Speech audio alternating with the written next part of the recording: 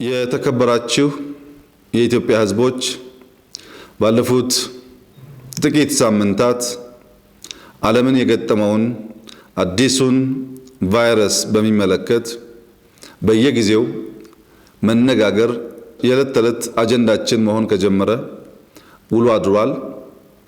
ይህ ኮቪድ-19 የሚባለው ቫይረስ የኮሮና ቫይረስ አንዱ አካል ሲሆን በኮሮና ቫይረስ ካታጎሪ ውስጥ ከፍ ባለ ደረጃ ስሙ የተጠቀሰና ጥቃትም እያደረሰ ያለ አደገኛ ወረርሽኝ ነው።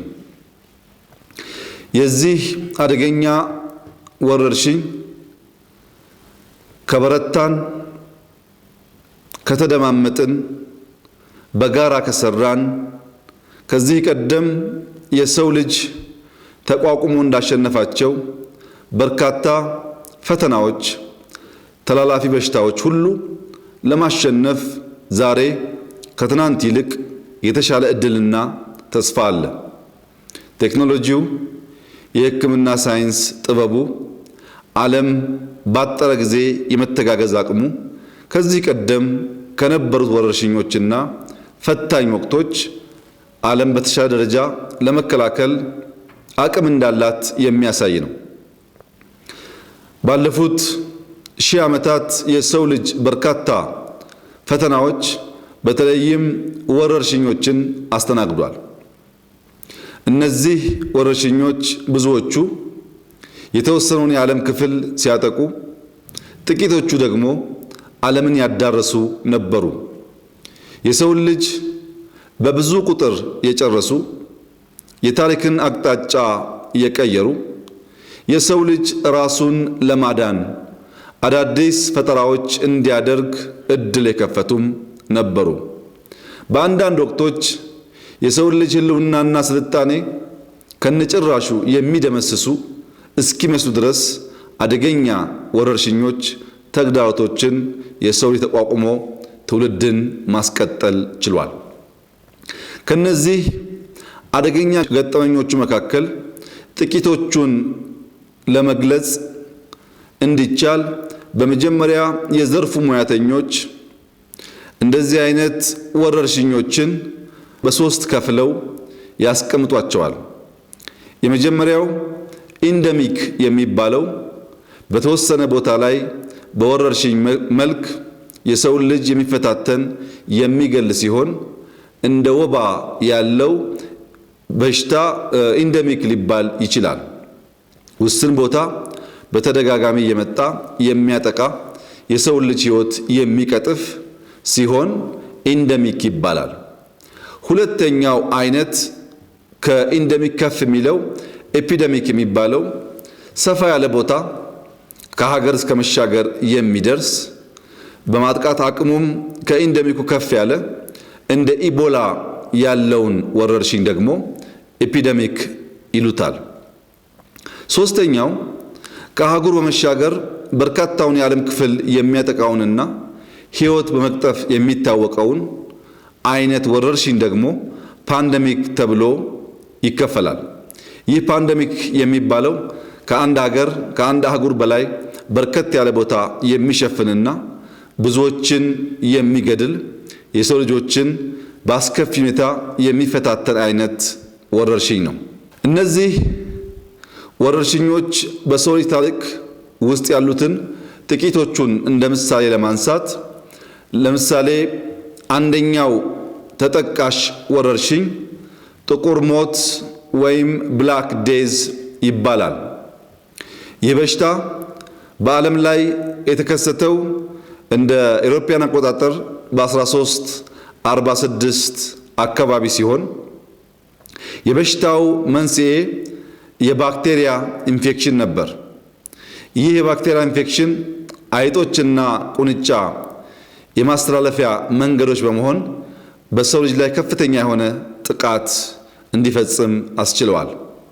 በጊዜው በባክቴሪያው ከተለከፈ ሰው 80% ያህሉ ይሞት ነበር። በበሽታው አለመያዝ እንጂ ከተያዝን የመትረፍ ዕድላችን 20% ብቻ ማለት ነው። የተያዘ ሰው የመሞት እድሉ እጅግ የሰፋ ነበር። በዚህ በሽታ በአውሮፓ ብቻ ከ50 ሚሊዮን በላይ ሕዝብ ፈጅቷል። ይህም ቁጥር ማለት በወቅቱ የአውሮፓ ሕዝብ አጠቃላይ ከነበረው ፖፑሌሽን 60% ገደማውን ይሸፍናል። እንግዲህ በዓለም ላይ ከነበሩ ሁለት ሰዎች አንዱን እንደ መግደል ያህል በጣም አደገኛ በሰው ልጅ ላይ ጎልቶ የሚታይ ጥቃት የፈጸመ ወረርሽኝ ነበር። በወቅቱ የሰው ልጅ በሽታውን የሚከላከልበት የሕክምና ጥበብ በብዙ ስላልነበረው እያየ ያልቅ ነበር። አባት ልጁን መታደግ፣ እናት ልጇን መታደግ፣ ሙያተኛና የተማሩ ሰዎች ዜጎቻቸውን መታደግ በፍጹም የማያስችል ነበር። ይህም ሆኖ የሰው ልጅ በበሽታው እስከ መጨረሻ ተሸንፎ አልጠፋም። የሰው ስልጣኔና የሰው ዘር በርትቶ ተደጋግፎ ተጋግዞ እያገገመ ትውልድን ማስቀጠልና ከምድረ ገጽ ሳይጠፋ ሕይወት እንድትቀጥል ማድረግ ችሏል። ከዚያ በኋላ የመጣው ሁለተኛው ወረርሽኝ ፈንጣጣ ወይም ስሞል ፖክስ የሚባለው ነው። ይህ ህመም በአውሮፓ በሰፊው የተከሰተው በ18ኛው ምዕተ ዓመት አካባቢ ነው። የህመሙ መነሻ እንደ መጀመሪያው ሳይሆን ይሄኛው ደግሞ ቫይረስ ነው። ይህ በሽታ ክትባት እስከተገኘለት ጊዜ ድረስ የአውሮፓን ዳታ ብቻ ስንመለከት በዓመት እስከ 400,000 ሕዝብ ይገድል ነበር። ይህ ከፍተኛ የሆነ ጥቃት ያደረሰ ሁለተኛው ወረርሽኝ በሰው ልጅ የተባበረ ክንድና ትጋት ተሸንፎ ሕይወት ማስቀጠል ተችሎ ነበር። ሶስተኛው በዓለም ታሪክ ውስጥ ጎልቶ የሚነገረው ኢንፍሉዌንዛ ወይም ስፓኒሽ ፍሉ የሚባለው ነው። ይህ ህመም የዛሬ 100 ዓመት ገደማ በ1918 አካባቢ የተከሰተ ሲሆን ህመሙ የሚያጠቃው በአብዛኛው ጨቅላ ሕፃናትንና በዕድሜ የገፉ አዛውንቶችን ነበር። ይህ በሽታ በጣም ከመስፋፋቱ የተነሳ 500 ሚሊዮን የሚጠጋ ሕዝብ በዚህ በሽታ ተጠቅቶ እንደነበር በርካታ ዳታዎች ያመላክታሉ።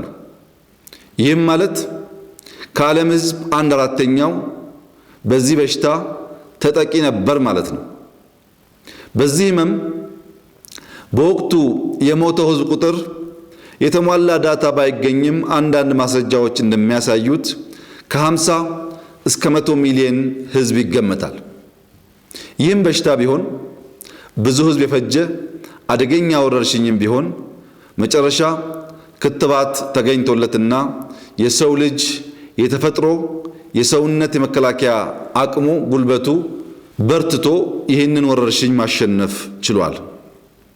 ከነዚህ 3 ፓንደሚክ ከሚባሉ ወረርሽኞች ቀጥሎ በዓለም ላይ በWHO ፓንደሚክ የተባለው አደገኛ ቫይረስ ኮሮና ነው ወይም ኮቪድ-19 ነው። ኮቪድ-19 ከተከሰተ ጥቂት ወራትን የፈጀ ቢሆንም ከ1 ሚሊዮን በላይ ሕዝብ በዚህ በሽታ ኢንፌክትድ ሆኗል። በዓለም ላይ በጥቅሉ ያልደረሰበት አገር የለም። መላውን ዓለም ሸፍኗል።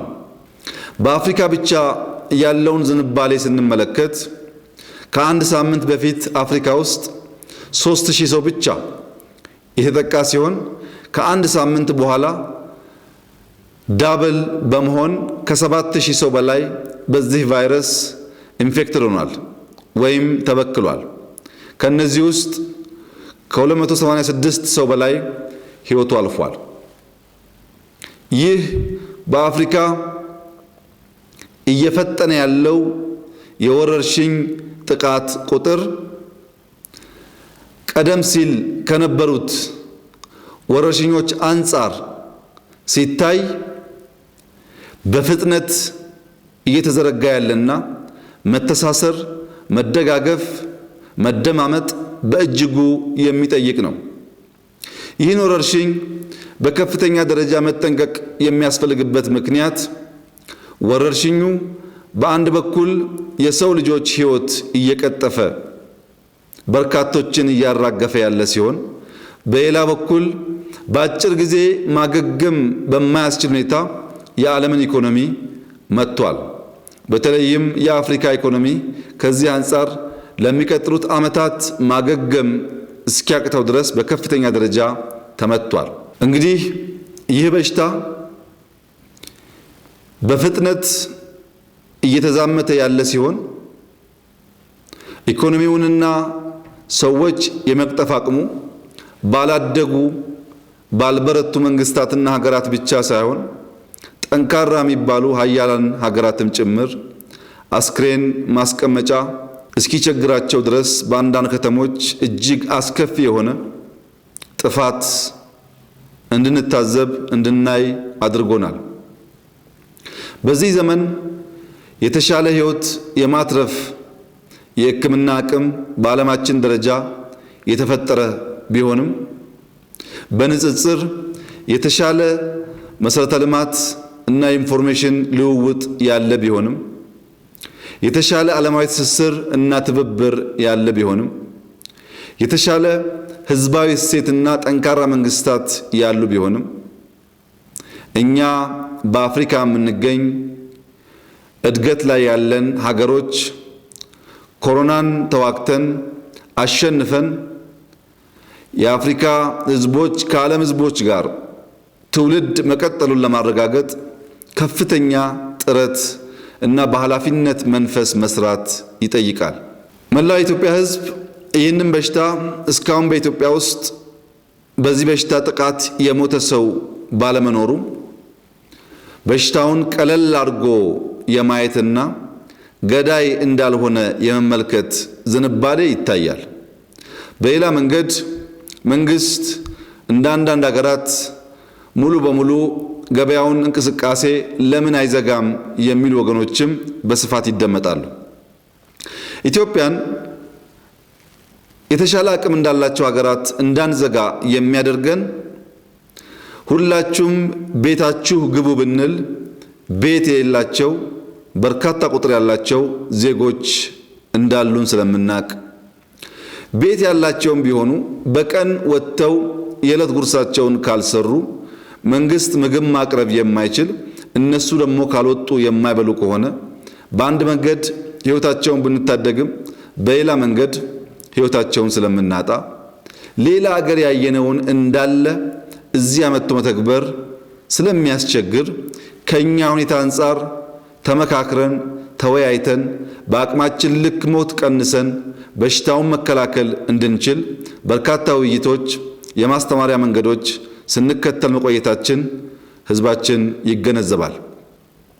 አሁን ከአፍሪካ መሪዎችና ከደብሊውኤችኦ ባደረግነው ውይይት በሚቀጥሉት ሳምንታት በአፍሪካ ውስጥ ይህ ወረርሽኝ አሁን በጀመረው ትሬንድ ራሱን እያባዛ ከሄደና ወደ ማጥቃት ከተሸጋገረ የመከላከል አቅማችን በእጅጉ ሊፈተን እንደሚችልና አደጋውም ከፍተኛ ሊሆን እንደሚችል የመስጋትና ጥንቃቄ እንድናደርግም ምክር ለግሰዋል። ከዚህ አንፃር ሁሉም የኢትዮጵያ ህዝብ ቢያንስ በንክኪ የሚያጋጥመውን በጽዳት የሚያጋጥመውን አደገኛ የመጠቃት መንገድ ተከላክሎ ራሱን ማዳን ቢችል መንግስት ወረርሽኙ በጥቃት ካጋጠመ መከላከል የሚቻልበትን ሰፊ ሰዎች ማቀፍ የሚቻልበትን ቦታ ለማዘጋጀት ከመላው ህዝቡ ጋር በመሆን ሰፊ ርብርብ እያደረገ በመሆኑ አደጋውን መቀነስ ይቻላል የሚል ግምት ወስደን ነበር። ይሁንና የባህሪ ለውጥ እምብዛም መታየት ባለመቻሉ ስጋታችን ከፍተኛ ሆኗል። በተለይ ህፃናት፣ ታዳጊዎች ትምህርት ቤት እንዳትሄዱ በቤት እንድትቆዩ የተፈለገበት ዋናው ምክንያት ወረርሽኙ በቀላሉ ራሳችሁን ሳትጠብቁ ስትነካኩ ስትጫወቱ ሊተላለፍባችሁና ከናንተም አልፎ ወላጆቻችሁን ሊያጠቃ ስለሚችል መማራችሁን ብንፈልገውም ለመማር ብላችሁ ሕይወታችሁ እንዳይቀጠፍ ካለን ጥንቃቄ የተነሳ በቤት እንድትቆዩ ለማድረግ ከተወሰነ ሰንበትበት ብሏል። ከናንተ የሚጠበቀው የተሰጡ የጥንቃቄ ትምህርቶችን ማለትም መራራቅና መታጠብ አዘውትራችሁ ማድረግ ሲኖርባችሁ፣ በተጨማሪ ከዚህ ወረርሽኝ የተፈጥሮ ብቃታችሁን በመጠቀም አዳዲስ ፈጠራ ለማድረግም እንድትነሳሱ ልመክራችሁ ፈልጋለሁ። ይህ ቻሌንጅ ያመጣብን ፈተና እንዳለ ሆኖ ለመፍጠር ጭንቅላታችን ለመጠቀምም የራሱ የሆነ እድል ስላለው ትምህርት ፈተን ተቀምጠናል ብቻ ሳይሆን እንዴት አድርገን ይህንን ፈተና ይህንን ችግር በመመራመር ጭንቅላታችንን ተጠቅመን አዳዲስ ነገር በመፍጠር የማህበረሰቡን ችግር ልንቀርፍ እንችላለን የሚለውን ጉዳይ እንድታስቡበት፣ ጭንቅላታችሁን ለፈጠራ እንድትጠቀሙበት ላሳስባችሁ ፈልጋለሁ። በትብብር ኮቪድ-19 የተሰኘውን ወረርሽኝ ቫይረስ ማጥፋት ይቻላል እና ታዳጊ ሕፃናት፣ ወጣቶች እናንተን መከላከል ትውልድ ማስቀጠል ስለሆነ እናንተን ማዳን ሀገር ማስቀጠል ስለሆነ ራሳችሁን የምትጠብቁ ወላጆቻችሁን የምታስተምሩ ጥንቃቄ የምታደርጉ እንድትሆኑ አደራ ማለት ፈልጋለሁ። ለመላው የኢትዮጵያ ሕዝብ ሁለት ቻሌንጆች ማቅረብ ፈልጋለሁ። አንደኛው አንድ ቤተሰብ ለሌላ አንድ ቤተሰብ በቀን አንድ ምግብ ማካፈል የሚያስችል ዝግጅት ማድረግ ይኖርብናል። ይህንንም ማዕድ ማጋራት ብለን ልንጠራው እንችላለን። መንግስት በየቤቱ ምግብ ለማድረስ አቅሙም የማድረጊያ መንገዱም ጠባብ ስለሆነ ጥቃቱ ሰፋ ያሉ ሰዎች ያጠቃ እንደሆነ እኛና ማህበረሰቡ በትብብር ሌሎች እንዳይራቡ በረሃብም እንዳይሞቱ ማድረግ እንድንችል አንድ ቤተሰብ ለሌላ አንድ ቤተሰብ አንድ ምግብ በቀን የማቅረብ ዝግጁነት ማድረግ እንድትችሉ በዚህም መንገድ እንደ ቤተሰብ እንድትመካከሩ እንድትዘጋጁ አደራ ማለት ፈልጋለሁ። ሁለተኛው የዩኒቨርሲቲ መምህራን፣ ወጣቶች የትምህርት ስርዓቱ መዘጋቱ በመቀመጣችሁ እንዴት አድርገን ከዚህ ችግር ከዚህ መከራ መሻገር እንደምንችል ልዩ ልዩ ምርምሮች፣ ጥናቶች እና የፈጠራ ስራዎች በመስራት አዳዲስ ፈጠራዎችን እንድታሳዩ ከናንተ በተጨማሪም የአርት ሰዎች የተለያየ የአርት ስራ በመስራት ህዝቦቻችን የምንከላከልበት የምናሻግርበት ተስፋን የምንሰንቅበት ወደፊት የምናይበትን መንገድ ለመፍጠር ጭንቅላታችን እንድንጠቀም አደራ እያልኩ ወረርሽኙ በሚቀጥለው ሳምንት ያለውን ትሬንድ በማየት ከሌሎች ሀገራት መሪዎች ጋር የምናደርገውን ውይይት በመቀጠል ተጨማሪ እርምጃዎች በመውሰድ ሀገርና ትውልድ ለማስቀጠል ጥረት የምናደርግ ይሆናል። ሀገርና ትውልድ ማስቀጠል የግድ በሚባልባቸው ቦታዎች ሁሉ መንግስት አዳዲስ እርምጃዎች እየወሰደ ሀገርንና ዜጎችን የመከላከሉን ስራ አበክረን እንደምንሰራ እየገለጽኩላችሁ ይህ ፈተና፣ ይህ መከራ፣ ይህ ወረርሽኝ በመደማመጥ በመተባበር በጋራ በመቆም በመተጋገዝ የምንሻገረው የምናሸንፈውና ዛሬም እንደ ትናንቱ የሰው ልጅ ለወረርሽኝ የማይቆም አሸናፊና ልዩ ፍጡር መሆኑን ለማረጋገጥ እድል የሚሰጥ ስለሆነ ኢትዮጵያውያን ነቅተን ተባብረን ከዚህ ጥቃት ሀገራችንና ሕዝባችን እንድንከላከል አደራ ልላችሁ ፈልጋለሁ። ፈጣሪ ሕዝባችንን ሀገራችንን ይጠብቅ። በጸሎት በብርታት አብረን በመሆን ሀገራችንን እናሻግራለን። ኮሮና ቫይረስን እናሸንፋለን። ይህ እንዲሆን ሕዝብና መንግስት በትብብር መንፈስ በጋራ እንድንቆም አደራ ላለው። አመሰግናለሁ።